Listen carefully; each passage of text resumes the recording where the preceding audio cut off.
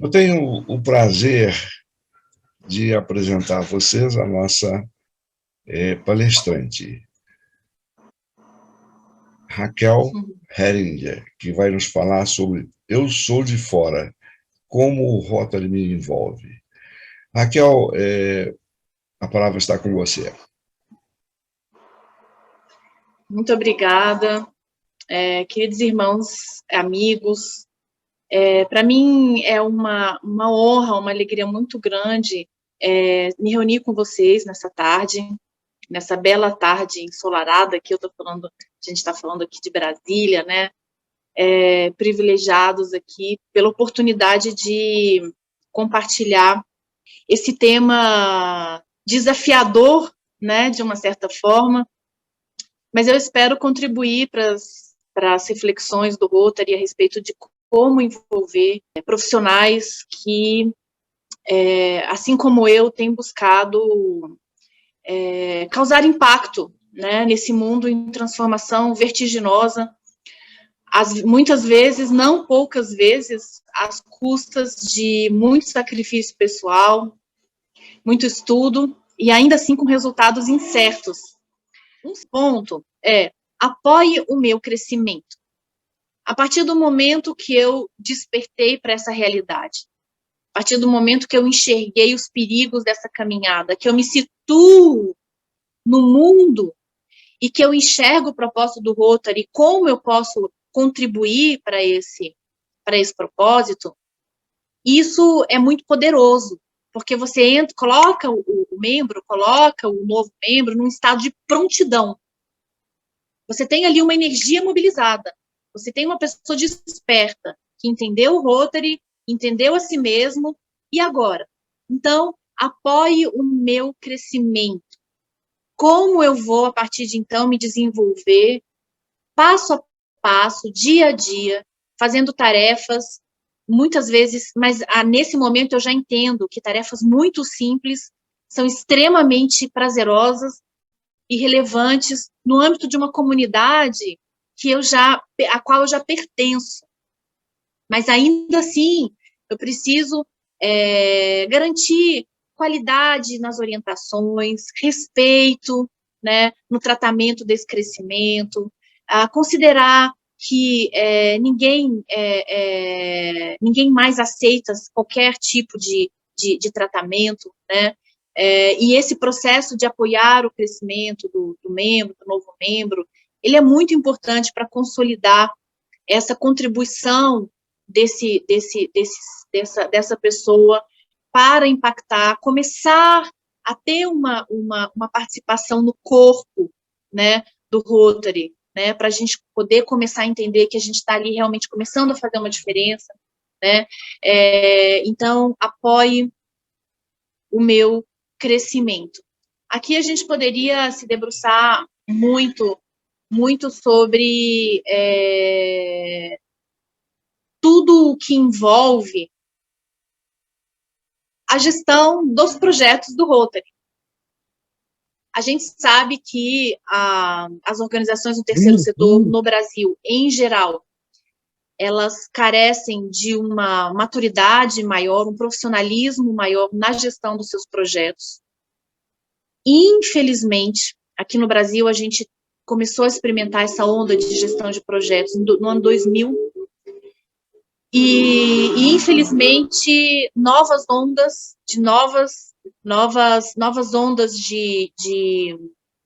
de transformação organizacional chegaram, como a internet de alta velocidade, como o uso intensivo de aplicativos, como a cultura da mentoria, da liderança, do coach.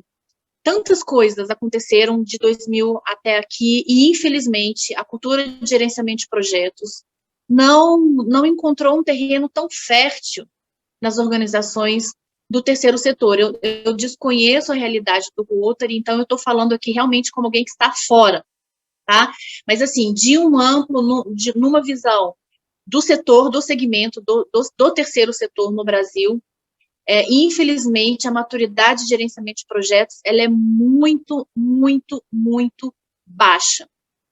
Então, esse apoiar o meu crescimento, ele enfrenta muitos desafios, porque a partir do momento que você não tem esse mecanismo profissional de gestão de projetos, que por si só demanda gestão de processos, não aquele processo necessariamente normatizado, com BMP, com fluxograma, nada burocrático, né?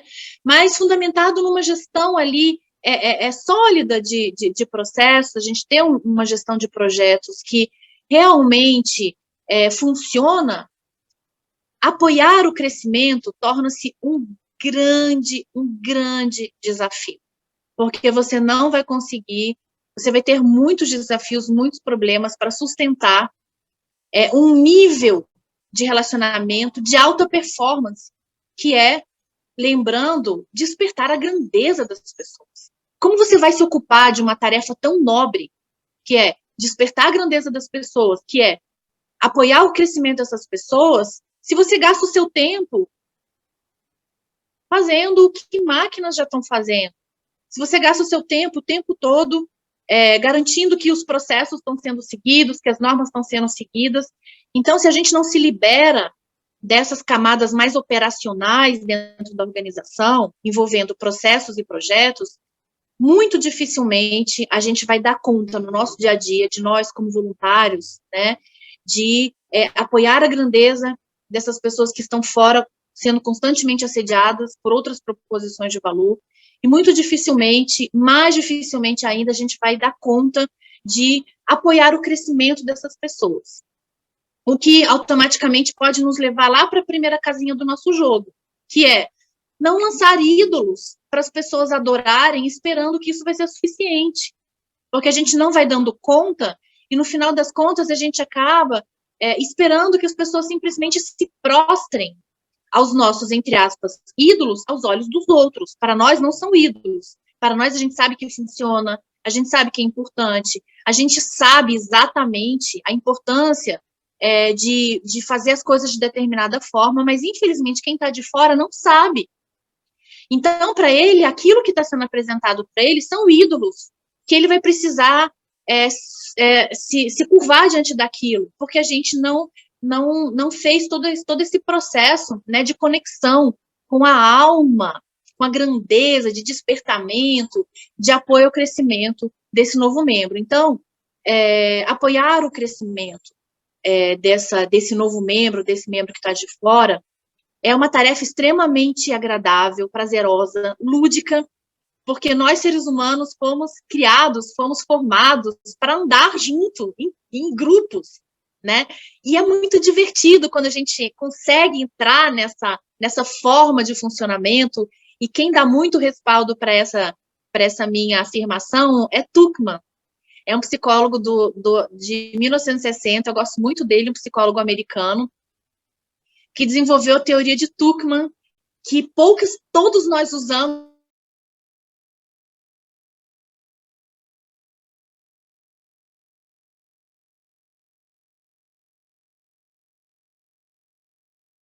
que houve um estudo científico da psicologia por trás, né? Quando a gente fala de que as equipes, por exemplo, passam por um processo de disputa de poder, isso daí Tuckman descreveu.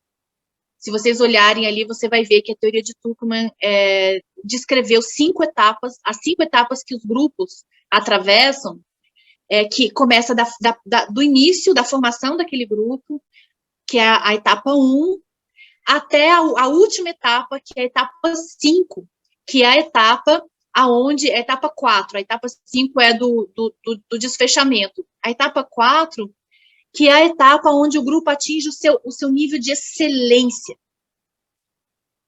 O que a gente sabe, por vários estudos aí que fizeram, inclusive pelo Gallup, é que apenas 5% das organizações alcançam esse nível de excelência.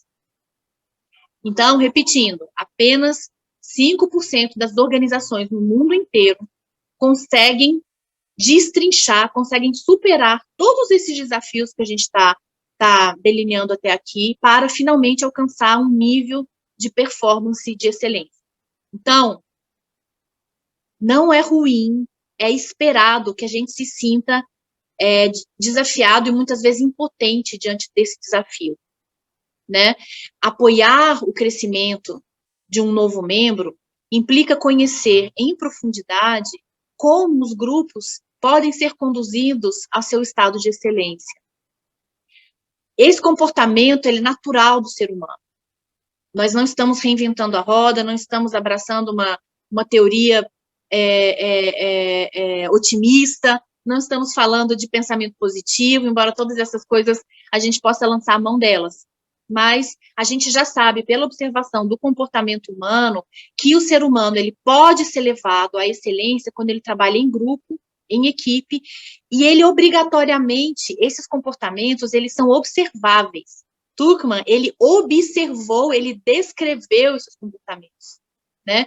Então, não são comportamentos presumidos, induzidos, não. São comportamentos que necessariamente os grupos manifestam à medida que eles estão galgando degraus na evolução até se tornarem grupos de alta performance, né?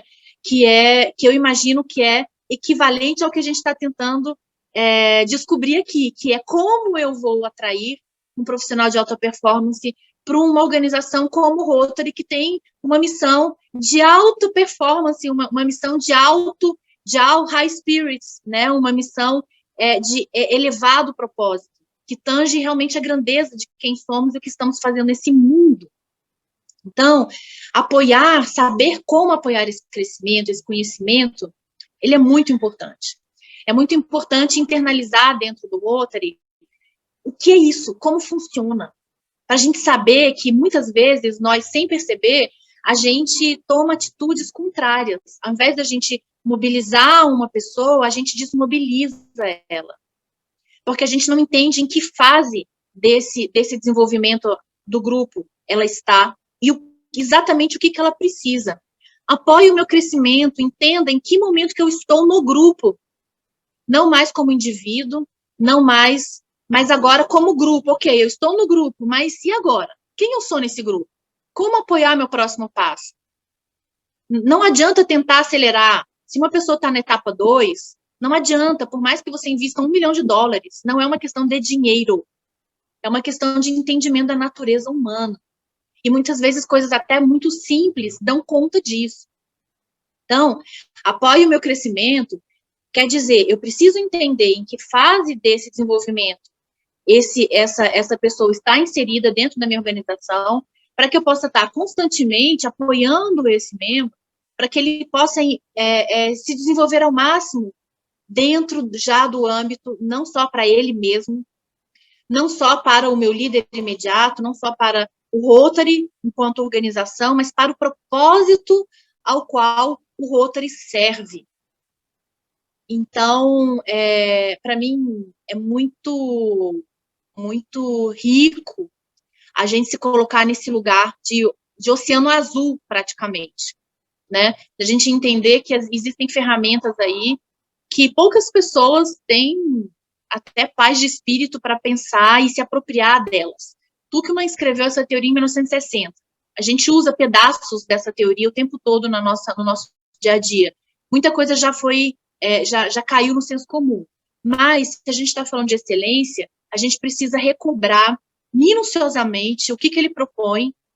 Eu estou aqui falando especificamente de Tuchman para a gente não cair aqui numa revisão bibliográfica, e ele funciona muito bem, eu gosto muito dessa teoria de Tuchman, e aí a gente revisar minuciosamente e entender como que a gente pode internalizar essas boas práticas de condução dos grupos de alta performance, e aí a gente conseguir vislumbrar num espaço de tempo que é possível, inclusive, colocar num plano estratégico, em quanto tempo a gente quer e espera alcançar esses 5% aí de organizações enquadradas em organizações de alta performance. Logicamente que nenhuma organização consegue fazer isso sem talento.